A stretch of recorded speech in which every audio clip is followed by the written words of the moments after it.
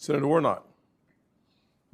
Thank you, Chair Scott, and welcome, Secretary Bessent. President Trump promised that his administration would usher in a, quote, golden age of American manufacturing. In September 2024, at a rally in my home state of Georgia, Donald Trump said, quote, "We're going to have a manufacturing boom."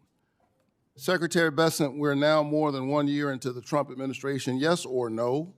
Has there been a manufacturing boom in the United States? There are the beginnings of a manufacturing boom. We have intentions, factory groundbreakings, sir.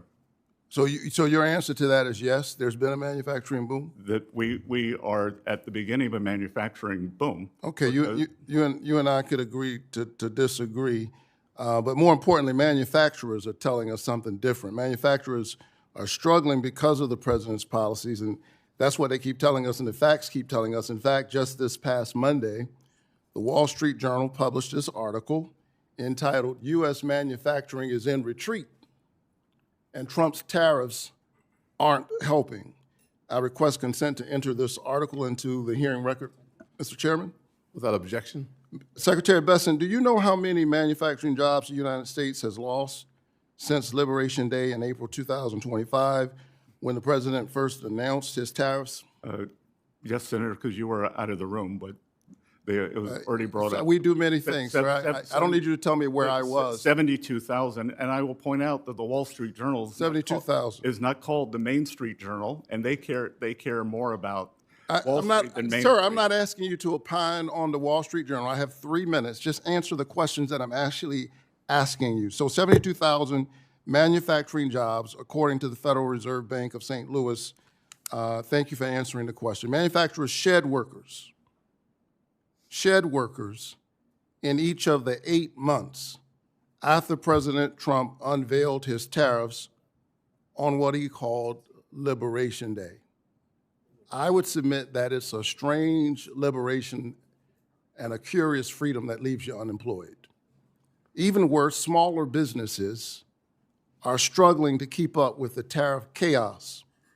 Big manufacturers may have the resources to shift suppliers. And I need you to understand the spirit of my questions. I spend a lot of time talking to the people in Georgia who've given me the great honor of representing them in the United States Senate. And so this is about them, and especially our small businesses. They don't have the ear of the president. They don't have access to Mar-a-Lago, and so they're not able to insulate their company from the worst of the tariffs. Secretary Bessent, small businesses without the same resources or unfettered access to the president, what should those businesses do for the relief if they can't get into Mar-a-Lago? Again, sir, small business confidence is up, and we are seeing that the One Big Beautiful Bill gives the full expensing for equipment, factories, and ag structures. They are telling us that it's more expensive to make basic things. We are moving in the wrong direction. The facts don't lie. The president lies often.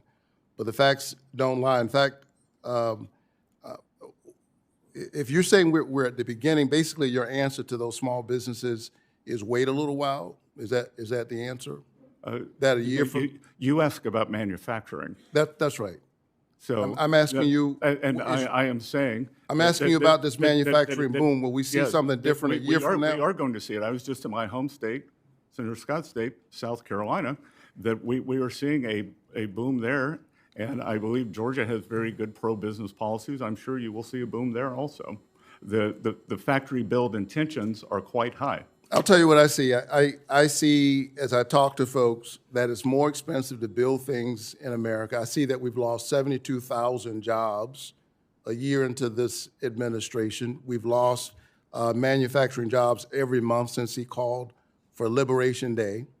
And meanwhile, folks who are working in these small businesses trying to make their lives work, they're seeing higher costs. They're seeing their costs go up for groceries. They're seeing their costs go up for electricity.